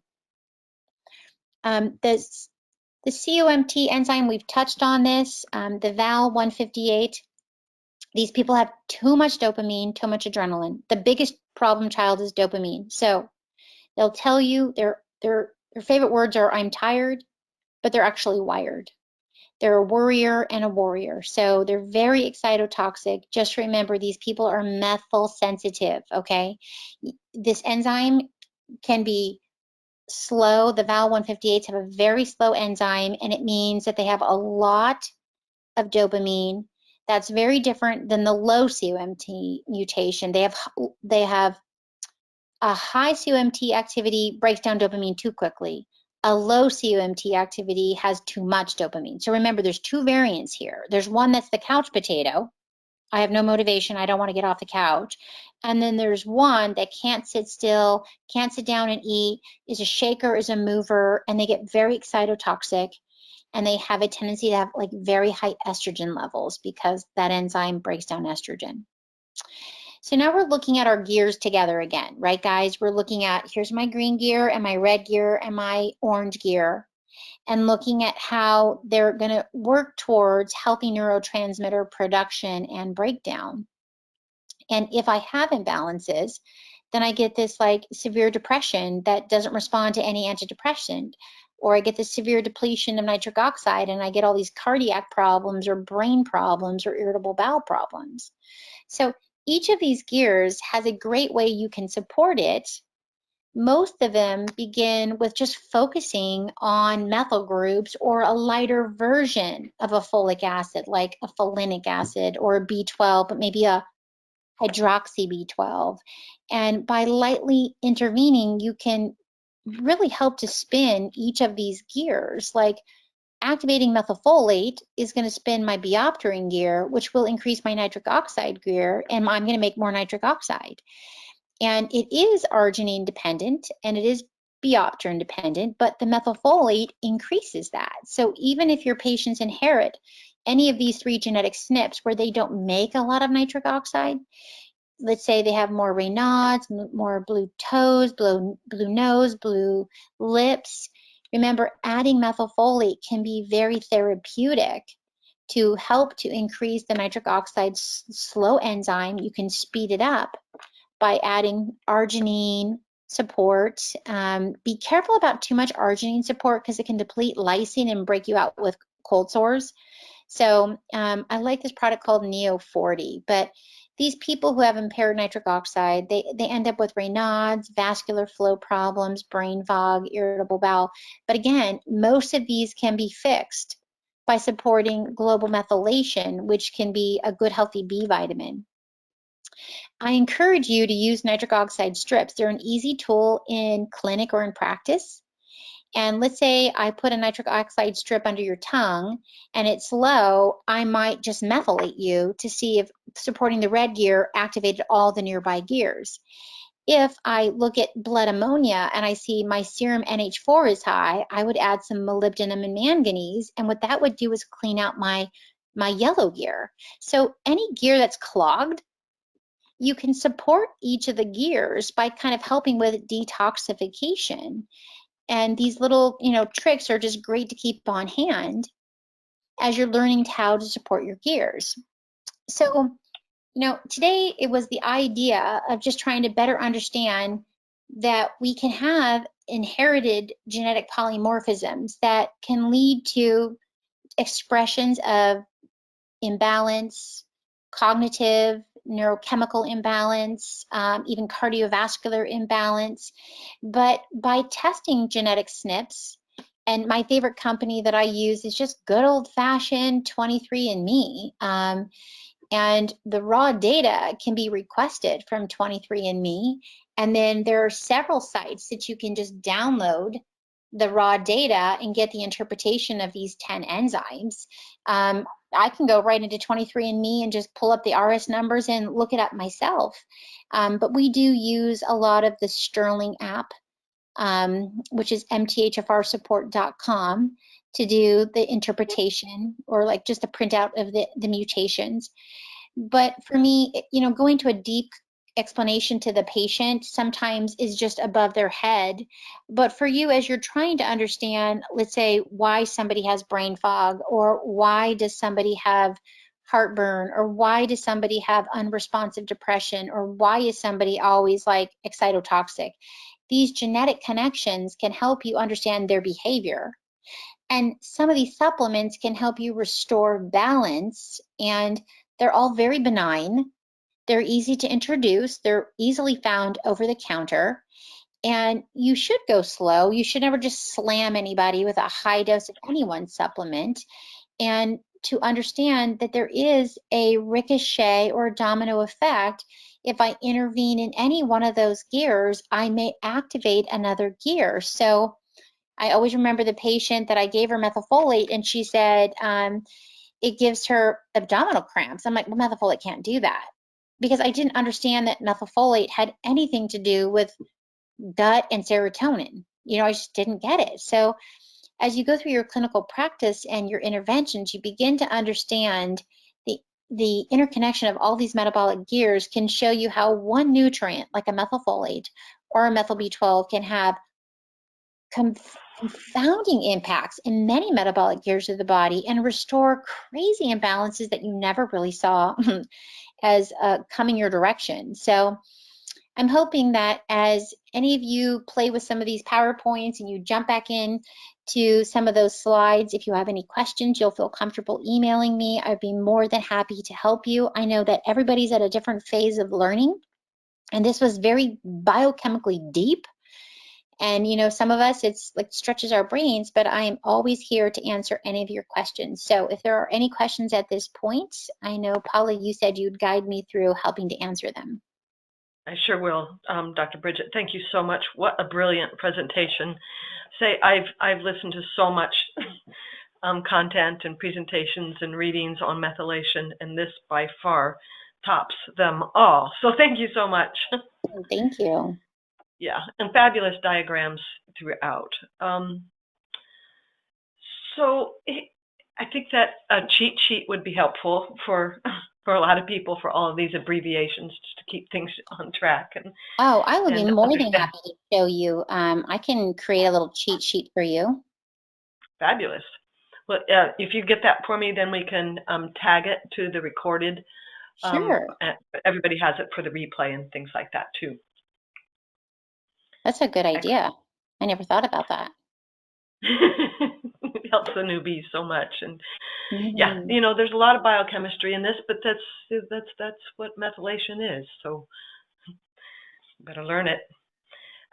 So I think as I was listening to this, I thought about the time of COVID so much, and how so many conditions have accelerated and been amplified because of epigenetics and the increase in alcohol, the increase in processed food, the increase of just grazing, eating, shopping the refrigerator over and over again as people are homebound.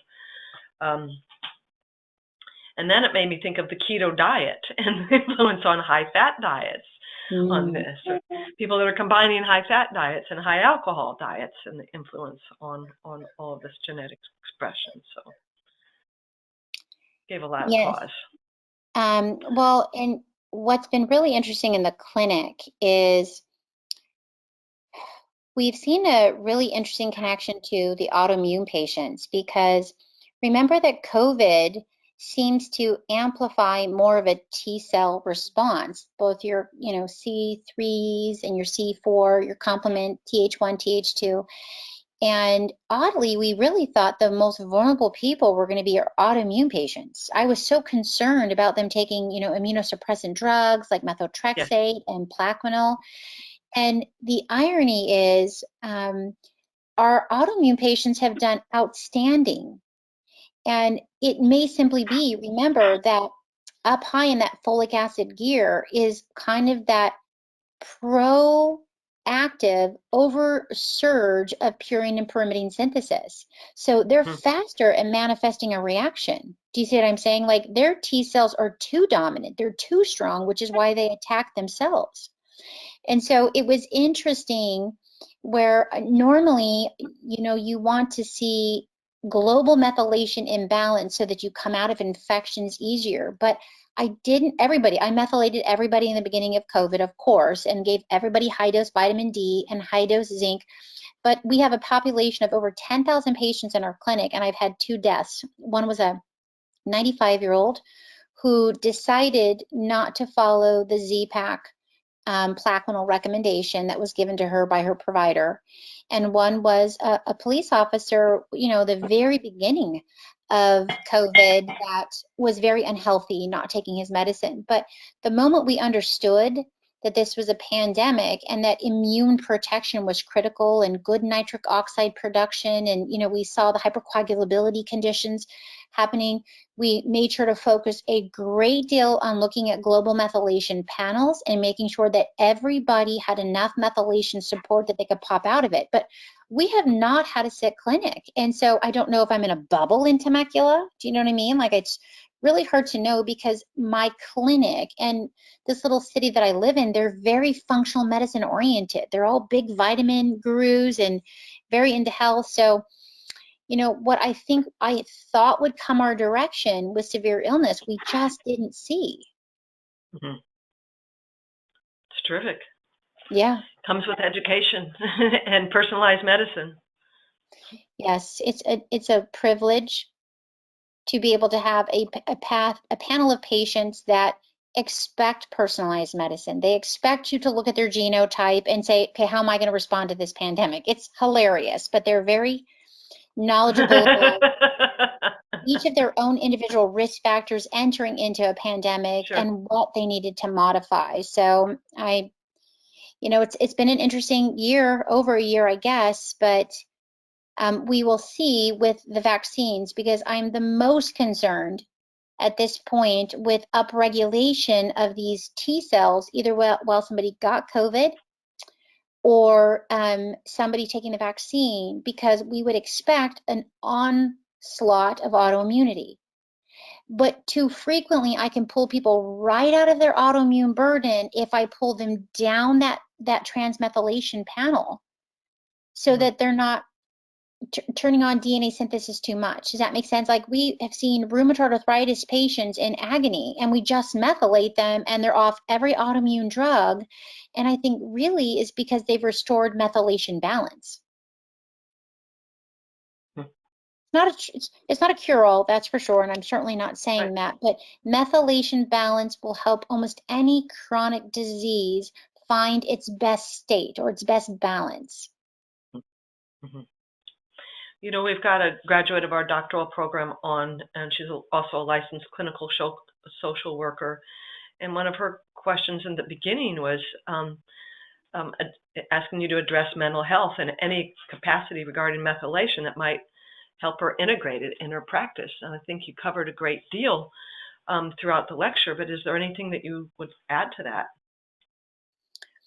The most powerful tool that I have in the clinic in terms of mental health is the genetic panel. Whether I'm dealing with bipolar, whether I'm dealing with schizophrenia, whether I'm dealing with just depression or bipolar 1 or 2, you name it, understanding global methylation is always where I start. So even if the patient is on a mood stabilizer, let's say like a bipolar patient taking Lamictal will play an impact on methylation. It's the nature of the beast. But you will get your best bipolar control when you restore methylation balance. I can't take the drug away. You know what I'm saying? because for mental health, they may require a Lamictal or whatever, but I understand that there's a side effect to that drug, and so restoring it can be measured by the Doctors Data Global Methylation Panel. And anybody practicing mental health, that is a cornerstone of practicing good mental health, is not only looking at neurotransmitters, because in the old days we could do urinary neurotransmitters and we could see which ones were high and which ones were low, and it mapped out to their genotype every time. It was fascinating to see people who said they didn't believe in urine neurotransmitter testing, but when we ran their genetics, we could exactly predict what neurotransmitter would be high and which one would be low, assuming they weren't medicated. But your genotype will give you your prevalence, whether you're low in serotonin or too much dopamine, and it steers you down the pathway of even controlling their diets. Like I said, if I have an MAOB patient, I know they're going to have OCD. I know they're going to be type A. I know they're going to be wired and an overreactor. And I know to be careful about those excitatory foods, like any of the histamine foods, avocados and pork and citrus and raspberries and blueberries. Even though those sound like really healthy foods, I don't promote them on a daily basis for somebody who I know is OCD and amine intolerant, especially not histaminergic food. So, and you can't believe the patients come back and say, yeah, I'm sleeping better. I'm not laying there for 3 hours trying to fall asleep. That's just too many amines. So it's hard for us to understand that foods have amines in them, but so do catecholamines and monoamines. So I would say my favorite practice right now is psychiatry. And, as a family medicine doctor, you do a lot of social health and counseling, but for every person that you can sit there and counsel for 20 minutes about a situation, I can get the same outcome by balancing their neurochemistry in 5 minutes by understanding genetics and what neurotransmitter may need to be tweaked. I love counseling and I love all of that, but you can't outthink a chemical imbalance. You really can't. You can wrestle with it. Do you know what I mean? But if you can restore neurochemical balance, they're not fighting their anxiety all the time. Like, people get double-minded in their brain thinking like, why am I struggling with this? Why am I, always anxious? And then when you open up their genetics and you're like, oh, well, you have this gene polymorphism. First of all, the healing, being able to embrace themselves and say, you mean I'm not crazy?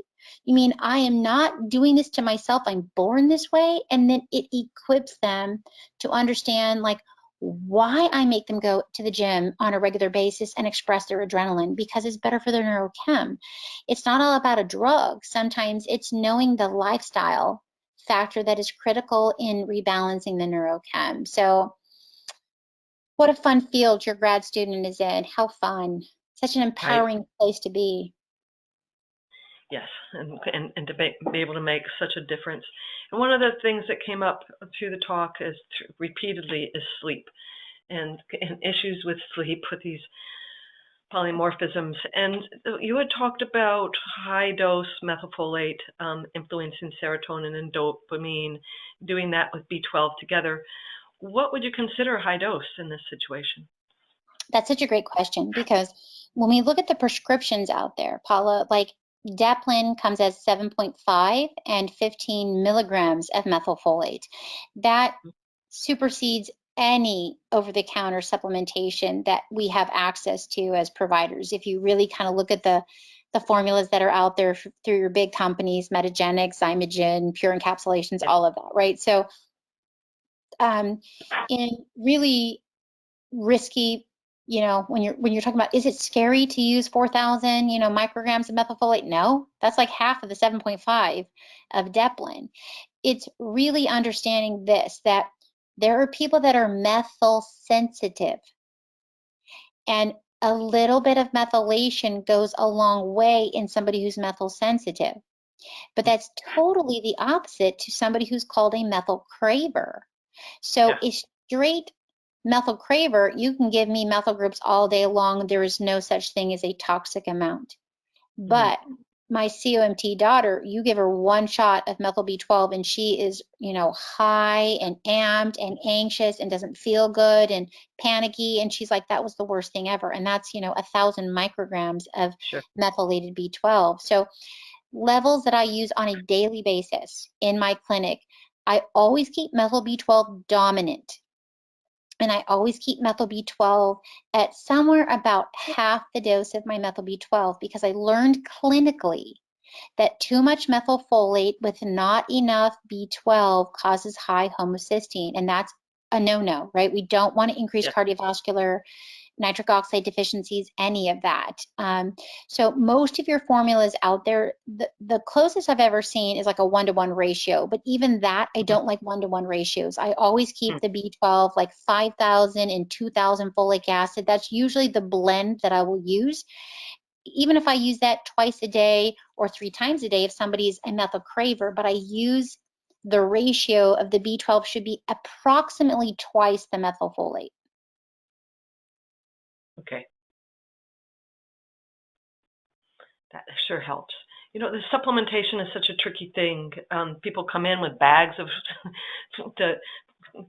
of their supplements that they've been taking. Some have dust on them. Some are really, but still, it's what people are self-medicating with supplementation, and then as practitioners, what we're recommending is we just have to take such care in how to determine an appropriate dose for that specific person. Well, I find too often, Paula, for example, I had a boy that came to see me and he was on the spectrum. He was diagnosed with, autism or Asperger's, and I ran a food allergy. He was allergic to everything. And so I could have gone down the avenue of give him a gut, the 5 R's of gut healing, give him a probiotic, give him this, take him off gluten. I mean, I could have just done the whole gamut to him. And I've had him in my clinic for about 12 years now. And I've watched this young man by simply giving him one supplement, which was methylfolate. That's all I gave him. I repeated his food allergy test in 3 months by healing his gut barrier, just with giving him methylfolate. In 3 months, the only 3 food sensitivities was gluten and dairy and egg. That was it. He has remained on that same cocktail. He went through this big surge in puberty. It wasn't enough. All of a sudden, he started getting his leaky gut again. I had to up his methylfolate, and his mother's always trying to save money to drop the fee, drop the cost. And as he's like 6 foot now. And every time she tries to drop that dose, he gets a leaky gut again. He starts reacting to all of these foods, and he can speak to me in 100% normal sentences. Hi, Dr. Briggs, how are you? He's still a little bit cognitively different, but when his gut is healthy, his brain is healthy. It's fascinating how one ingredient can be so cognitively impactful without making it this big fancy 5R of the gut. I'm not saying I don't believe in the 5 R's, but I begin with cinching the gut and making it healthy first. And the gut is the second brain. Yes. Makes sense. Okay, a couple more questions. Back to COVID. Question was, are you proposing that someone who had a hard time with COVID perhaps has a methylation issue? I definitely am always worried about somebody who has impaired methylation. They don't come out of it as quickly because the appropriate activation of the cytokines that you need to get in there and create the, cytokine sickness syndrome to go kill the bug, the virus, right? When you have appropriate methylation, it shuts it down really fast. So it's a controlled immunological reaction. If you don't come out of it quickly, it doesn't mean you absolutely have impaired methylation, but I know that COVID did impair your methylation for a fact. Does that make sense? So even if it's not your genetics, people don't have impaired methylation always because it's genetic. Sometimes it's the medicines they've been taking, the stress they've been walking in. But if I methylate you, which I always try to use injectables, methyl B12, methylfolate, which recently have been removed from the market. And in the days that I could give a shot and have the patient tell me within 24 hours, it was like bam, immediately better. So now we have to use it orally, and that's harder. So we don't get the same immediate response. But every Even person, with a sublingual, we don't. no, it's not as powerful. It's very unfortunate.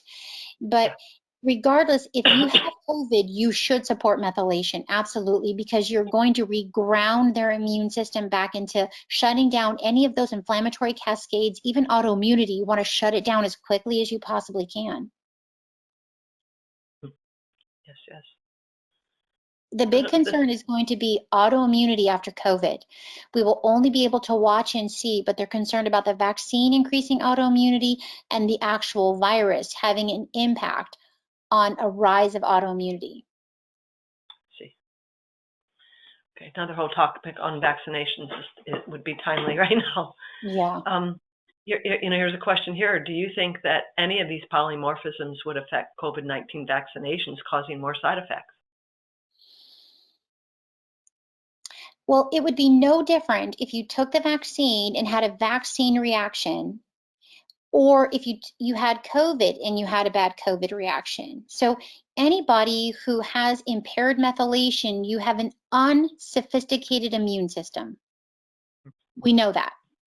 Because to precisely control cell division, when it's time to activate your immune cells and when it's time to put them to bed, like making appropriate resolvins to resolve the immune system, you have to have good methylation balance. So whether it's a bad reaction to COVID or it's a bad reaction to the vaccine, you have to be worried that there is that autoimmune Th1, Th2 imbalance in the immune system, and that can be related to methylation.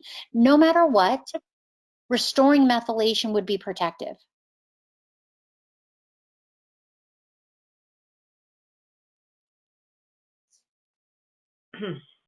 Brings up a question about increase in autoimmune here post-COVID, and that the concern about vaccine. What's your source for concern of vaccine increasing autoimmune?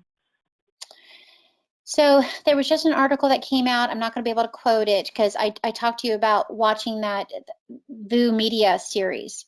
Right. And so they have a lot of epidemiologists from Johns Hopkins right now. They're saying, although we support the vaccine, Johns Hopkins is not saying they don't support the vaccine, but there is a growing body of rheumatologists and immunologists concerned about the spectrum in the past of big pandemics occurring and then a surge of autoimmunity that occurs post-pandemics. So, we saw some of the data that came out of the CDC during COVID last year. They looked at the rise of autism, especially in New Jersey. It went up to 1 in 22 boys. And there was the link between adding the quadrivalent vaccine in New Jersey. So rather than the triple protein flu vaccine that has, been the traditional flu vaccine, some states really got on board with doing the quadrivalent vaccine. And we saw, in one of the research studies by the Department of Defense, that when people took the quadrivalent vaccine, if they did get the swine flu, they did 33% or 39% worse by having the quadrivalent vaccine. So there was something about that extra protein that had to do with overcharging the immune system. So the concern is the vaccines or COVID, both the same, because these are new proteins entering into the body and because it's T-cell mediated. It's largely T-cell regulatory mediated, which is why kids do so great with COVID, because they're very T-cell dominant, right? And as we age, our T-cell dominance goes down, but by abnormally triggering that pathway, this is why more little kids get like type 1 diabetes after like a viral illness. The concern is, will it? We don't know, but it's the concern, will there be a rise based on historical evidence of things that have happened in the past?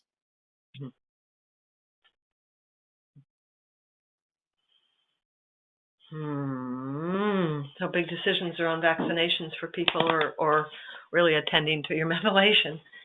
Well, and this is where, in the state of California, we are required to vaccinate our kids. We are not given a choice where they cannot go to public school.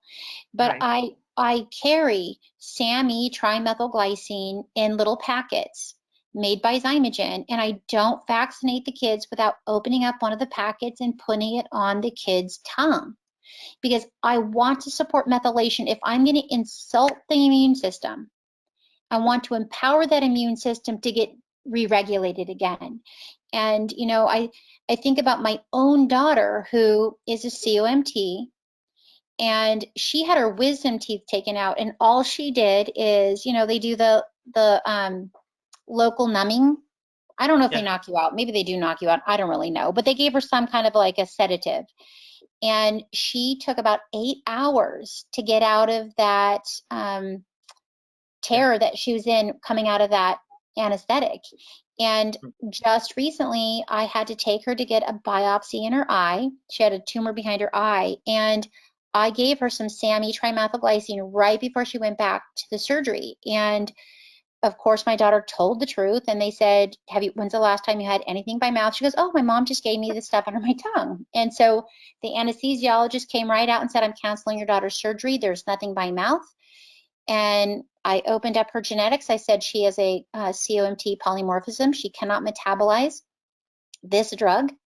I gave her some methylation under her tongue. She did not swallow it. He grabbed my paper, went in the back, looked up the pharmacogenetics of it, walked back out, and he said, good thing for you, I have a PhD in pharmacogenetics, and I'm going to do the surgery on your daughter. She woke up a little giddy. By the time we drove home, 2 hours, she was completely normal, Carissa, balanced. That is the power of methylation. You know you're going to trigger it either with the drug. There's going to be some toxic experience, whether it's the drug itself, whether it's going to be an immune hit.